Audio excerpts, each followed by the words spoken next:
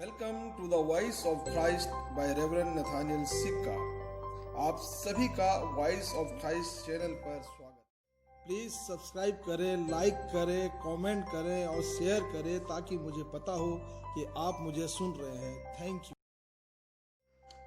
प्यारे मित्रों, प्रभु यीशु मसीह के नाम में फिर से आपको जय मसीह की। और पिछला संदेश यदि आपने मेरा सुना होगा, नबियों के विषय में मैंने विचार किया था, तो आपने सुना होगा कि जो नबी थे उनकी हर एक भविष्यवाणियां जो बाइबल में की गई, वो तमाम भविष्यवाणियां सत्य प्रमाणित हुई अपने निश्चित समय पर। और उनके भविष्यवाणी इसलिए सच्चे प्रमाणित हुई क्योंकि उन्होंने जो कुछ भी भविष्यवाणी की, किसी भी प्रकार की भविष्यवाणी की, वो परमेश्वर की अगुवाई में, पवित्र आत्मा की अगुवाई में, परमेश्वर के अनुसार भविष्यवाणियां की। और इसलिए उन्होंने जो कुछ भी भविष्यवाणियां की, क्योंकि वो परमेश्वर की ओर से थी, पवित्र आत्मा से भरकर थी, इसलिए वो अपने निश्चित समय पर उन तमाम भविष्यवाणियां पूरी हुई और आने वाले दिनों में भी वो पूरी होगी। लेकिन बाइबल लेखन के पश्चात, इस बाइबल हमारे हाथों में आने के पश्चात भी बहुत से लोगों ने इस दुनिया में युगांत की या अंत के दिनों की भविष्यवाणियां की। और समय समय पर लोग बहुत सारी भविष्यवाणियां करते चले आ रहे हैं। और बहुत सारी भविष्यवाणियां जो संसार के अंदर में नबियों के द्वारा, प्रचारकों के द्वारा, पास्टरों के द्वारा की गई, वो समय के साथ बहुत सारी भविष्यवाणियां गलत भी साबित हुई। अमेरिकन निवासी हेरल्ड कैंपिन ने भविष्यवाणी की थी कि 21 मई 2011 को संसार का अंत हो जाएगा, लेकिन ये भविष्यवाणियां झूठी साबित हुई। मार्शल एप्पल वाइट के अनुसार 1997 में दुनिया का अंत होना था, जो कि ये भविष्यवाणी भी असत्य साबित हुई। और ऐसे ही मैक्सिको की जो प्राचीन सभ्यता है, जिसको मैं और आप माया सभ्यता कहते हैं, 2012 में उन्होंने अंत की भविष्यवाणी की थी कि 2012 संसार का अंत होगा, और वो भविष्यवाणी अभी 2012 निकल गया और वो भविष्यवाणियां समाप्त हो गई, गलत साबित हुई। मार्शल एप्पल वाइट ने 1997 की भविष्यवाणी की थी, वो भी गलत साबित हुई। बहुत सारी भविष्यवाणियां हुई ऐसी, और वो तमाम भविष्यवाणियां झूठी साबित हुई, गलत साबित हुई। ऐसा क्यों हुआ कि ये तमाम भविष्यवाणियां गलत और झूठी साबित हुई? क्योंकि ये भविष्यवाणी परमेश्वर की ओर से नहीं थी, ये भविष्यवाणी पवित्र आत्मा की अगुवाई में नहीं थी, ये भविष्यवाणी मनुष्य का अपने स्वविवेक के द्वारा किया गया था, अपने अभिमान के कारण, अपनी प्रशंसा के कारण से भविष्यवाणियां की गई, और इसलिए ये झूठी हुई क्योंकि ये ना तो परमेश्वर की ओर से थी और ना ही इसमें पवित्र आत्मा की अगुवाई थी। जब लोगों के सामने मसला आया कि हम कैसे पहचाने कि जो भविष्यवाणियां होती है या जो नबी भविष्यवाणी करते हैं वो सही है या गलत है, तो परमेश्वर का जीवित कलाम जब हम व्यवस्था विवरण का 18 अध्याय और उसके 21 और 22 पद को पढ़ते हैं, तो इसमें मैं आपके लिए पढ़ता हूं। यहाँ लिखा है, फिर यदि तू अपने मन में कहे कि जो वचन यहोवा ने नहीं कहा उसे हम कैसे पहचाने, तो पहचान यह है कि जब कोई नबी यहोवा के नाम से भविष्यवाणी करे और वह पूरा ना हो या सच ना निकले, तो यही वह बात है जो यहोवा ने नहीं की। इस बात को नबी ने अभिमान में आकर कहा, तो उससे है ना खाना। अर्थात कि बहुत सारी भविष्यवाणियां जो पूरी नहीं होती है, प्रभु का वचन कहता है कि वो परमेश्वर की ओर से नहीं है, वो पवित्र आत्मा की अगुवाई में होकर भविष्यवाणियां नहीं की गई है, और इसलिए वो तमाम भविष्यवाणियां झूठी साबित होती है। आज भी बहुत से पास्टर, प्रचारक, मिशनरी, ले प्रीचर्स समय समय पर बहुत सारी बातों को लेकर भविष्यवाणी करते हैं। युगांत संबंधी भविष्यवाणी, अंत के दिनों के संदर्भ में भविष्यवाणी, किसी व्यक्ति के विषय में भविष्यवाणी, किसी परिस्थितियों के विषय में भविष्यवाणी। तो आज भी भविष्यवाणियों का दौर इस संसार के अंदर में जारी है, और कई बार लोग उन भविष्यवाणियों को सुनकर भ्रमित हो जाते हैं, भयभीत हो जाते हैं, घबरा जाते हैं, सोचने लगते हैं कि अब क्या होगा, कैसे होगा। और कई बार लोग उन भविष्यवाणियों को सुनकर दिशाहीन हो जाते हैं, गलत रास्ते पर चले जाते हैं।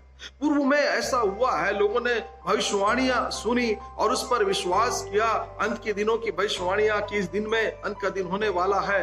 और जैसा कि मैं आपको बताना चाहता हूं कि मार्शल एप्पल वाइट ने जब 1997 में भविष्यवाणी की कि संसार का अंत 1997 में हो जाएगा, तो बहुत से लोगों ने भरोसा किया, विश्वास किया और अपना धन, अपने जायदाद बेचकर परमेश्वर की ओर हो लिए। और बाद में पता लगा कि भविष्यवाणियां गलत साबित हुई। एप्पल वाइट और उसके तमाम अनुयायी जो उस पर भरोसा करते थे, उन लोगों ने आत्महत्या कर ली। लेकिन बहुत से लोग बेघर हो गए, बहुत से लोग बहुत सारी चीजों को खो दिया। कई बार झूठी भविष्यवाणियां हमको डराती है, घबराती है और कई बार हमारे जीवन को बर्बाद करती है, हमें निराश करती है। और इसलिए पवित्र शास्त्र में लिखा है कि जैसे अंत के दिनों के बहुत सारे चिन्ह इस संसार के अंदर में दिए गए हैं, वैसे ही झूठे भविष्यवक्ता और झूठी भविष्यवाणियां भी अंत के दिन के एक चिन्ह के रूप में संसार के अंदर में हमें दिए गए। यदि मैं प्रभु के जीवित कलाम मत्ती रचित सुसमाचार उसके 24 को पढ़ूं तो इसमें लिखा हुआ है, क्योंकि झूठे नबी और झूठे मसीह उठ खड़े होंगे तथा बड़े बड़े चिन्ह और अद्भुत काम दिखाएंगे, यहाँ तक कि यदि संभव हो तो चुने हुओं को भी भरमा देंगे। अंत के दिनों में झूठे प्रचारक, झूठे मसीह और झूठे नबी के विषय में परमेश्वर का वचन कहता है, जो एक चिन्ह के रूप में इस संसार के अंदर में आएंगे और लोग उन्हें देखकर, उनकी बातों को सुनकर, उनके कार्यों को देखकर भ्रमित हो जाएंगे। और वचन में लिखा है कि जो बुलाए हुए लोग हैं, जो मजबूत विश्वासी भी हैं, वो भी उनकी बातें सुनकर भ्रमित हो जाएंगे। झूठे प्रचारक, झूठे मसीह, झूठे भविष्यवक्ता, झूठे नबियों के विषय में क्या। अब प्रश्न यह है कि कैसे हम जाने कि ये झूठा प्रचार है, हम कैसे जाने कि ये झूठी भविष्यवाणियां, हम कैसे जाने कि ये जो व्यक्ति बोल रहा है, ये जो प्रचारक कह रहा है, पास्टर बता रहा है, इसमें कितनी सच्चाई है, ये कितना झूठ है, ये कितना सही है। ये प्रश्न एक बड़ा कठिन प्रश्न है। कारण क्या है? क्योंकि जो व्यक्ति प्रचार कर रहा है, हर प्रचारक, चाहे असली प्रचारक हो, नकली प्रचारक हो, हर प्रचारक बाइबल को आधार बनाकर प्रचार करता है। हर प्रचारक कह रहा है कि पवित्र आत्मा की अगुवाई में प्रचार किया जाए।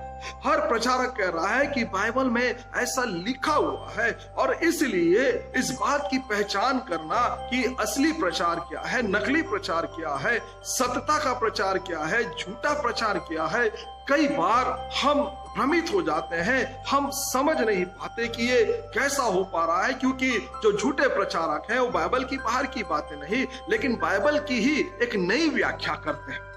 जब हम नई व्याख्या सुनते हैं, कई बार बाइबल की बातों को नई तरीके से सुनते हैं, नई तरीके से कोई व्यक्ति बताता है, उसकी नई व्याख्या करता है, तो हमें लगता है ये नया रहस्य है जो आज हमारे मत में खोला गया। और हम कई बार उन बातों को उसी रूप में विश्वास कर लेते हैं। ये रहस्य की बात है। मानव प्रवृत्ति है जो नई नई चीजों की ओर आकर्षित होती है। मानव प्रवृत्ति है जो नई नई बातों की ओर अट्रैक्ट होती है, नए विचारों की ओर अट्रैक्ट होती है, नई चीजों की ओर अट्रैक्ट होती है। और यही उसकी एक कमजोरी भी है कि जब वो नई बात सुनता है, नई व्याख्या सुनता है बाइबल की, तो उसे लगता है ये रहस्य है जो आज खोला गया, और वो उस पर भरोसा करके वो भ्रमित हो जाता है, वो उस पर भरोसा करने लगता है और दिशाहीन हो जाता है। प्यारे मित्रों, क्योंकि वो नई व्याख्या सुन रहा है। लेकिन एक बात आपको याद रखना है, मुझको याद रखना है कि हमें नई चीजों की ओर नहीं, सही चीजों की ओर आगे बढ़ना है।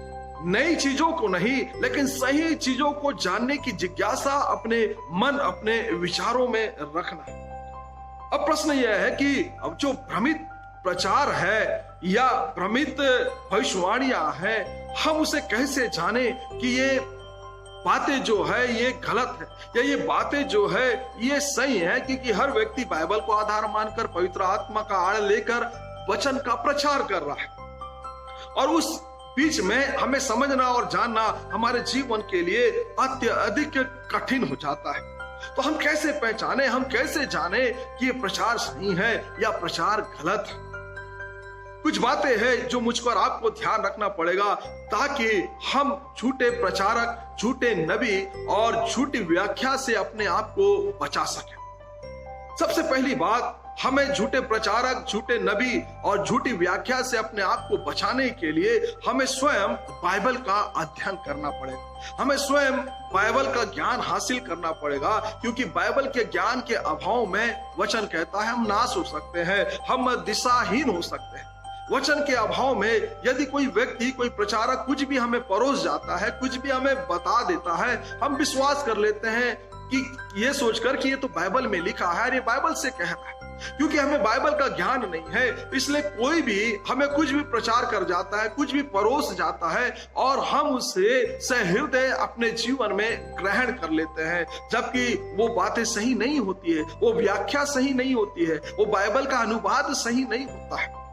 लेकिन हमें नहीं मालूम है, हम अज्ञानी हैं, हम अननोन है वचन से, इसीलिए कुछ भी परोसा जाए हम उसे श्रद्धा के साथ, भक्ति के साथ अपने जीवन में उसे ग्रहण कर लेते हैं और एक दिशाहीन जीवन जीना आरंभ करते हैं। तो बाइबल का अध्ययन स्वयं का करना जरूरी है, ताकि हम जान सके कि क्या सही है और क्या गलत है। दूसरी बात, हमें उन व्यक्तियों से परमेश्वर के वचन को सीखने की आवश्यकता है जिन्होंने परमेश्वर के वचन को सीखने के लिए समय बिताया, जिन्होंने परमेश्वर के वचन को सीखने के लिए समय दिया हो, प्रशिक्षण लिया हो, सही बात सीखने के लिए कई वर्ष अध्ययन किया हो, ताकि वो व्यक्ति हमें सही रीति से बता सके, सही व्याख्या बाइबल की कर सके कि वास्तव में उसका मतलब क्या है। कई बार हम ऐसे लोगों से संपर्क नहीं करते, हमने जो सीख लिया, जो समझ लिया, उसी को सच मानकर उसी में आगे बढ़ते हैं। लेकिन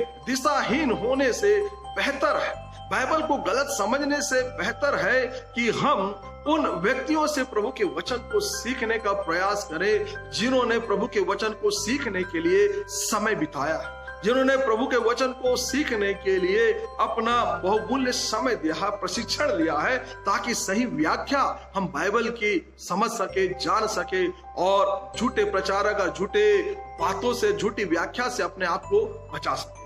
और तीसरी जो महत्वपूर्ण बात है वो ये है कि बाइबल को समझने के लिए या झूठे प्रचारक या कोई भी प्रचार हमारे मध्य में किया जा रहा हो, सही हो गलत हो, उसे समझने के लिए हम पवित्र आत्मा की सहायता मांगे कि परमेश्वर पवित्र आत्मा की सहायता दे, ताकि हम पवित्र आत्मा के सहायता में परमेश्वर के वचन को सीख सके, समझ सके। लूका रचित सुसमाचार 24 और उसके 45 पद में परमेश्वर के वचन में लिखा है कि प्रभु यीशु मसीह ने चेलों की बुद्धि को खोल दिया ताकि वो पवित्र शास्त्र की बातें समझ सके। परमेश्वर हमारे जीवन के लिए ऐसा कर सकता है, हमारे बुद्धि को, हमारे ज्ञान को, हमारे समझ को पवित्र आत्मा के द्वारा खोल सकता है, ताकि हम पवित्र शास्त्र की बातों को सीख सके, समझ सके, उस पर विश्वास कर सके। प्यारे मित्रों, इन दिनों में बहुत सारे गलत व्याख्याएं बाइबल की जा रही है। इन दिनों में बहुत सारे गलत तरीके से बाइबल का अनुवाद किया जा रहा है, गलत तरीके से लोगों को समझाया जा रहा है और अज्ञानता के कारण से, वचन के ज्ञान के अभाव के कारण से लोग सहर्ष उस वचन को ग्रहण करके दिशाहीन हो रहे हैं। प्रभु के वचन में लिखा है वचन के ज्ञान के अभाव में लोग नाश हो जाएंगे। यदि हमें नाश होने से बचना है, उन झूठी भविष्यवाणियों से या वचन के झूठी व्याख्या से, प्रचारों से बचना है, तो हमें बाइबल अध्ययन करना पड़ेगा। हमें उन लोगों के संपर्क में रहना पड़ेगा जिन्होंने पवित्र शास्त्र को समझने के लिए समय बताया है। हमें पवित्र आत्मा की अगुवाई मांगनी होगी, वरना प्यारे मित्रों, झूठे प्रचारक, झूठे व्याख्याकार हमारे मध्य में आएंगे और हमें बाइबल के अनुवाद को नई रीति से बताएंगे और हम उसे सही समझकर एक दिशाहीन जीवन जीकर अनंत नरक में चले जाएंगे। इसलिए ये बहुत जरूरी है कि बाइबल को सही दिशा में समझना, सही तरीके से समझना, अच्छी रीति से उसका अध्ययन करना, ताकि हम दिशाहीन ना हो सके। प्रचार को सुनकर डरे, प्रचार को सुनकर घबराए ना। बहुत से प्रचारक ऐसा प्रचार करके लोगों को डरा कर रखे हैं, घबरा कर रखे हैं, लोग भयभीत। लेकिन प्रभु का वचन हमें सिखाता है कि उन्हें हमें डर की नहीं, भय की नहीं आत्मा दी है, परंतु उसने आत्मा और शांति की आत्मा दी हमारे अंदर में। हमें निडरता की आत्मा दी है, सामर्थ्य की आत्मा दी है। हमें डरने की आवश्यकता नहीं है, घबराने की आवश्यकता नहीं है, लेकिन सही दिशा में विश्वास करके सही दिशा में जीवन जीने की आवश्यकता है।